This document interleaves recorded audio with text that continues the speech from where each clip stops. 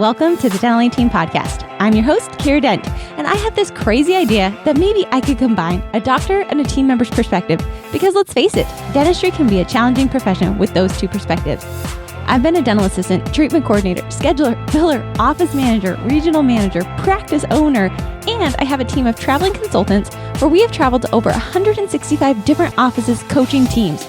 Yep, we don't just understand you, we are you. Our mission is to positively impact the world of dental, and I believe that this podcast is the greatest way I can help elevate teams, grow VIP experiences, reduce stress, and create A-teams. Welcome to the Dental 18 podcast. Hello, Dental 18 listeners. This is Kiera, and today I am going to tell you a really fun story. I've been so excited to talk about this company. They're not a dental office. Don't worry. It is a physical therapy location. So you guys know that I travel a lot. And if you don't know, you can be like the dentist I was just in. And she said, Kiera, I stopped watching your Instagram story because honestly, you're on Southwest every single time. And the reality is that's so true. And I need to change up my Instagram story and get way cooler. So don't worry. Come 2020, I will be a way cooler Instagrammer and not always be posting of me on Southwest. But regardless, you all know that I am on a plane all the time. And in doing so, it's been really fun. I travel to almost all 50 states every single year. This year, you guys, I came in just shy. I think I missed it by about 5 states. So I think I hit 45 states. I'll have to pull up my state map. But it was the Wyoming that got me. So anyone in Wyoming, if you need a dental consultant next year, let me know. So that way my life gets a little easier. Also Vermont would be a great place. I didn't have any over there, or South Carolina. So I'll throw it out there. If any of you are listening or know of offices in those locations, let me know. Makes my life easier to get to all those 50 states. But with that said, I have actually gotten a lot of knee and hip pain on my right side. I think it's from sitting in a plane all the time. I've noticed that when being cramped up, I've started to get a lot of knee and hip pain. So I started going so guys, if you want Kiera Dent to come to your office, you better hit me up soon because I might stop traveling in the near future. We'll see. But I realized I needed to go to physical therapy. So I'm going to tell you the story of physical therapy, and I want you guys to learn. There are 2 big key takeaways from this experience, which is why I'm telling you, because I want you to look at your dental office. I have found that stories are a great way for you to let your guard down, because when you're listening to a story, you are very open. I'm not judging you. I'm not asking you to analyze your practice. All I'm asking is for you to listen in. In doing so, your walls will drop. I guarantee you, because you're going to get wrapped up in this fun story. But what's really cool is then you have no resistance to yourself, and you're going to then be able to see yourself in your practice in what maybe you guys are doing as well. So I totally gave you I kind of ruined this one because I just told you what to pay attention to, but that's fine. That's fine. So I go into this physical therapy office. I am a fee-for-service patient, you guys. I don't have insurance for physical therapy. I knew that knee and hip pain are so bad. I'm going in as fee-for-service. I'm fully aware that I'm paying full price. Don't worry. $75 a visit. Totally aware of that. So I go in, meet the physical therapist, and you guys, I'm a motivated patient. I'm ready to go. I've got sincere knee and hip pain. So physical therapist, she's talking to me, asking me all the questions. She's nice. We're connecting. It was great. So then she's going down, she's assessing me, and she kind of is telling me like what's going on. Like, hey, your IT band's really tight. We need to start working through this. I ask her, again, I'm a motivated patient ready for change. We have all these patients in our dental office all the time. Motivated patient ready for change. What happens is I say to her, okay, so I really want to get this taken care of. How often are you going to need to see me? I'm not kidding you. The next phrase out of her mouth was this. Well, you don't have insurance. I don't want to rack up a pretty high bill for you. So, if you're coming in 5 times a month, that's probably a lot. So we probably can just keep it down to pretty minimal. So that way you're not having a high bill. I started thinking as I'm laying there on the table. I can't look at her because she's like massaging my knee and my hip. And I literally thought, you're right. Coming in 5 times, $750, that is actually quite a bit of money. So maybe I don't want to come in that often. I did not think that when I came in. What did I come in thinking about? I came in thinking about how much my knee and my hip hurt, get me out of pain. I will do pretty much whatever it takes because it hurts so bad that I can't walk through the airports, and I need to be able to do that. She then planted seeds in my brain that I did not even have. I did not have this, you guys. That's what I want to drive home. I did not have any of these thoughts before she said them. She planted a garden in my mind of, yeah, this is expensive. I am paying out of pocket. I probably should make sure I keep that in check. And okay. And obviously it's not that important because fee is the very first thing you talked to me about. The very first thing she talked to me about. I asked her the question, so how often do I need to come in to get this fixed? Her next statement was, well, you don't have insurance, so stop right now. Look at your practice. Look at yourself. Sometimes we can't see it in ourselves because we're so apt to doing it that we just keep doing it as opposed to realizing that we're doing it. How many of you start off a statement by saying, oh yeah, well, let's just see what your insurance pays? I'm sorry, what? They didn't even ask you about insurance and you chose to voluntarily give information. You gave information that they didn't even have. And I'm not saying to be sneaky or snarky or not tell them this information. All I'm saying is don't plant seeds of doubt when it is not necessary and the patient's not asking for that. Instead, you could say like, absolutely, let's get you better. If it was me, I would recommend we come in twice a week. I want to take care of this aggressively to save you, to be proactive. So that way you don't have to come in as often. She wouldn't have to mention anything about money. I know she's being proactive. I know she's taking care of me and I know I'm getting the best care. You can say, we're going to maximize your benefits, but we want to make sure that we get you healthy. So let's make sure we accomplish both tasks. They don't have to plant seeds of doubt of insurance. Most of your patients don't even know what's going on. You get to tell them. You get to educate them on whatever it's going to be. So what are you wanting to educate them on? How are you wanting to educate them? And again, I'm not saying to be sneaky or snarky or not tell them. What I am suggesting you do is that you make sure that how you're educating them is in a very empowering and empowering, I think, is the best term. Not planting seeds of doubt of, oh, you're right, this is super expensive. I should probably avoid that. No. Do you believe that you're the best doctor? Do you believe that this is the best care? If so, make sure you come from that space, not the space of insurance. I was not even thinking about money. And I don't mean that because I'm Miss Rich Bags over here. No, that's Dr. Mark Costas. Remember, if you talk to him, it'll cost you. I'm just kidding, Mark. No, I'm just Kiera. I don't think that I'm super, super well off. I don't think that money is not an issue for me. Pain was just my number one factor for me. I was willing to do whatever it took to get out of pain. So that was lesson number one from this place. And I want you to look and assess yourselves. What are you doing that's planting seeds of doubt when it is not necessary to plant them? Are you leading with insurance? Is that how you want to lead? Or do you want to lead with the best possible care? I'm pretty confident that the doctors listening here and the office managers and the treatment coordinators and the team members who are listening today really, truly want to give the best patient care possible. So make sure that your words and the information you're leading with are matching what your true desire is to be the best practice possible. So that was lesson number one from this physical therapist. Don't worry, I have more about this physical therapy office. It's totally fine. It's totally fine. Up next was their cancellation policy. I will tell you, I used to be a firm believer of cancellation policies, meaning slap a fee on them, $25. That way they don't cancel on us. I am not saying that I'm anti this, but I will tell you that there is a part to this that might be hurting your practice depending upon how people are doing it. If you are going off of a script, your patient will know that. So I called. You guys, I travel a lot. That's clearly why I have knee and hip pain, why I need to get into this physical therapist. That was my number one reason. Up next, I have the issue of, I travel a lot. So my schedule is very, very finicky. So I had gone in, their office had forgotten to give me my exercises. Okay.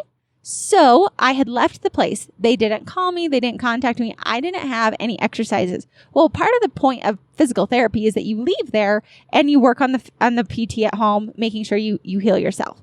So I had an appointment that morning. I did not really want to go to my appointment because I didn't have it. I felt like it was going to be a waste of my money that they had so kindly planted in my head that, yes, I'm paying $75 out of pocket every time I come see you. And I want to make sure I maximize my $75. Remember, I did not have that thought when I got there. They planted that and that did not go away. I literally think about it every time I go in now. I'm like, yep, this is a lot of money. You better make this worth my money. It's gross. I'm so sad to admit that I think about that, but that's the world they created from day one. And it's been really hard for me to erase that every time I go in. Yep, $75. You better make sure you're giving me my exercises. $75 because this is a lot of money and I don't want to be wasting my money. Ooh, that's sticky. So I want you guys to think about that, which is why I'm telling you this. So I called them that morning and I said, hey, It is 8 a.m. You guys just opened. My appointment is not until 12 p.m. I am giving you 4 hours. I'm more than happy to come in. I know you guys have a cancellation policy. However, I didn't get my exercises. I really think it will be a waste of money, and I'd prefer not to come in. And she said, well, we have a 24-hour notice. And I was like, I totally get that. I said, but I am giving you 4 hours. If there's a way that you could find somebody to fill that spot, is there a way that I couldn't be charged for that? And if you can't find someone, give me a call. I'm happy to come in. Up next, she follows her script and she said to me, well, I really can't do that. I'm going to have to charge you a fee. And the reason you didn't have your exercises was because you left, and that's why we didn't give them to you. So this is on you. Okay, fantastic. You just lost a fee-for-service patient who has 10 appointments scheduled for the rest of the year. Do the math real quick. That's $750. I understand that that's not a ton, but that's almost $1,000 that you just ticked off. And I'm not saying to coddle your fee-for-service patients or any patient, but also, did you hear what she said to me? First of all, I gave her a pretty awesome solution. Hey, I'm still willing to come in, but I am calling you. I didn't get my exercises. This is why I don't really want to come in. But hey, if I need to, totally got it. But you've got 4 hours if you can fill the spot. Just let me know. I'm finding the solutions for this lady. Up next, she blamed me that the reason why I didn't have it is because I left. And I literally said back to her, trying to keep it together. Remember back to me being an air linguist with that person. I'm trying to learn to be better with my words. And I said, so I'm just curious, you guys don't happen to have my email or my phone number that you could have called me to get me these exercises? And she's like, well, I guess we could have done that, but you were the one who left early. Oh my gosh. She wants to charge me $25. And it's my fault because I left. And I was just like, who are you looking out for? Are you trying to be on my team at all? Or are you following the script of the policy at the location? So what did I say? I said, you know what? It's totally fine. Charge my account today, no problem, and please cancel all the rest of my appointments. I was so sad because I realized I didn't want to be there. I didn't want to be with these people. They weren't looking out for me. I was totally fine to come in, but instead she wants to slap me with a cancellation fee. Yes, can you still have cancellation fees? Absolutely. But do you need to remember to be a human and to look for the humanness in there? Had she said hey, Kiera, what's going on? Hey, I don't want to come in because I haven't had my exercises and I'm looking for a solution. Take ownership. You know what? That was totally our fault. We should have sent you that. By all means, you know what? Let me see. I've got 4 hours. If I can fill that spot, I will happily do that. Otherwise, I'm going to email your instructions right now. That way I could still see you today. But that way we make sure we take care of you, and I'll make sure you get your exercises today. Had she been a human with me, had she looked for how she could make that an incredible opportunity for me, she still probably would have gotten me in that day. I probably still would have been like, you know what? Yes, you guys just fixed your mistake. I had a mistake too. Let's shake hands. I'll come in and see you today at noon. She probably still could have kept me there. But instead, she went straight for the cancellation fee following a script. What is your front office doing? Are they following a script? Are they losing amazing patients? And then they're like, well, she's just one of those patients. Well, yeah, maybe I am one of those patients, but maybe I'm not. Maybe it's the way you're coming across. Have we considered that? Have we looked to see, was I a human? Did I make sure that I was giving them the best possible experience? Did I look for the solutions before just slapping a fine on them? Did I maybe have them cancel out 10 appointments that they had pre-booked, paying in full fee, or whatever it is? It doesn't matter if it's full fee or not. I'm just using the example of, I think she missed the bigger picture because she was so concerned about the small things. That goes back to the point I've given on other podcasts of, are we majoring in minor things? She majored in making sure I knew that you had a cancellation policy, and she slapped it on me hard, and she was not willing to budge. Okay, fantastic. You majored in that. Nice job. But you were majoring in minor things. Why not major in looking to see what is the root of this? The root cause was she was disappointed in our customer service. That was my root cause. Take ownership. You guys forgot to give me the exercises. But instead, she majored in blaming me so it wasn't her fault. She majored in making sure that I knew that I had made a mistake and she was going to charge me a fee. Fantastic. Charge it for me. I don't want to see you ever again. So what I'm saying is you can have a cancellation fee. You absolutely can. Because I've also had other people who are like, you know what, Kiera? I don't want to charge you this. Let me see. I go to I do some therapy. You guys know that I've had some issues in the past. I am a firm believer in therapy. I think it works phenomenal. That office, they do the same thing. When I called them because, again, I was traveling and I said, hey guys, I'm not going to be able to make it in. Same scenario. And she's like, Kiera, we really don't want to charge you this. And I was like, hey, if you can find someone to fill my spot today, please let me know. Otherwise, give me a call back and I'll happily come in today. She called me back. She's like, no problem. Got your spot filled. Thank you so much. We'll see you at your next visit. She was on my team. I go to those people, I pay them $250 a visit. This is not me saying like I'm super over. Guys, I just do a lot of therapy apparently. But the point in this was, it doesn't matter the price point of what people are paying. It doesn't matter if it's a big expensive appointment or a small appointment. People are people. What are you doing? Are you majoring in minor things? Are you watching those things? This office, they planted seeds of doubt in me from the very first appointment. This is a lot of money. We don't want to rack up a bill. I appreciated that, but that wasn't my concern. I never once said that was my concern. Now, had I said, hey, finances are an issue for me, I want to make sure that I get my physical therapy taken care of, but I also want to make sure that I'm conscientious of fees. Okay, great. I gave that to you. Now pick up that ball and be like, yep, we're going to make sure we take this. What ballpark are you looking for? Well, let's see what we can get done and I'll give you our recommendations. Our recommendations are we see you every 2 weeks. Is that the ballpark you're planning? If not, let's come up with a solution that does work for you. You give your recommendation, but then you also work within the parameters that I gave you. Look at your practice. Where are you at? What's going on in your practice? Review. I've just told you a story about another place and you're probably like, oh my gosh, they did what? Cool. Now go look at your practice. Oh my gosh, are you doing this? Are you doing that? Office managers, sneak up front. Go listen to your team. Go listen to your treatment coordinators. Go listen to your doctor. I had a doctor, I was in their office the other day. Phenomenal practice. Every single patient, do you know what he said? We can just get you a pre-D for that. Let's pre-authorize that. What? Why are we pre-authorizing? So I asked him, I said, hey, why are you pre-authorizing? He's like, honestly, Kiera, I just say that out of habit. That's the only reason I have. And I was like, okay, fantastic. Thank you for acknowledging that. Let's work on changing that to create a world that I said, is that the world you really want to live in? Where you pre-authorize everything? He's like, no. I said, okay, great. Let's change that world. Let's live in a world that you actually want to live in. We can change our worlds. We can change the experience for our patients. I want you guys to check yourselves and to see, where are you at? What are your treatment plans? Are you leading with insurance? Are you leading with a cancellation fee? Are you being a human? Are you looking for this? Are you getting raving fans? Are you making people want to leave your practice because you forgot that there are people on the other side? And guess what? They'll go somewhere else. And don't worry, I've got another episode all about scheduling for you because of this scenario. So that'll be a really fun episode for you. But check your practice. Where are you guys at? What could you change today? Could you role play some of this out? Go be, I call myself like a total creep when I go into an office because I'm always lurking around corners. I'm just hanging out there.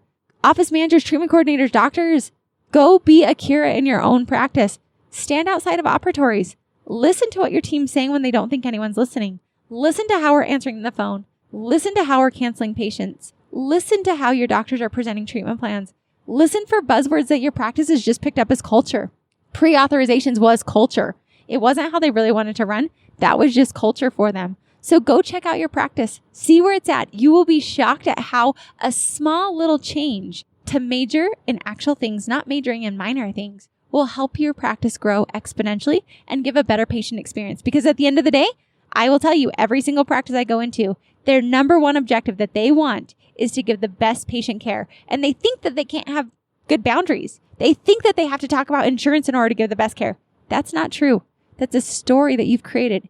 Is that a story or is it fact? Ask yourself those questions. Is it a story or is it fact that if you give a cancellation fee that your patients will leave? That's a story. It's a fact if you choose to not be a human and you choose to just tick off your patients because that's the script that you have to follow. That is a fact. That will happen. But it's a story that if you do that, they'll leave. You can be very human and have a cancellation policy in place. Or you can give the 3 strikes you're out policy. That's a totally other option. You know what? There's 3 times I cancel on you last minute. Fantastic. I'm dismissed from your practice. Take it in. There's no right way to do this. So check to see where you're at, what practice you really want to have, and make sure that the words you're saying, make sure that the things you're doing really are reflecting the true practice you want to have, not just the pattern of a practice that you've been having for so long. All right, guys, this is your episode on scheduling, on how we treatment plan, on how we talk about money, on how we do our cancellation policy. Take a look at yourselves, and I can't wait to hear. Leave me comments, write me an email, hello@thedentalaidteam.com. If you have a story, I love to tell stories on the podcast. I think it's fun. We can all connect and relate while dropping nuggets of ways for you to take this and make it practical and tactical in your practice. All right, guys, so much love to my Dental Aid Team family. I'll catch you next time on the Dental Aid Team podcast. And that wraps it up for another episode of the Dental Aid Team podcast. Thank you so much for listening, and we'll talk to you next time.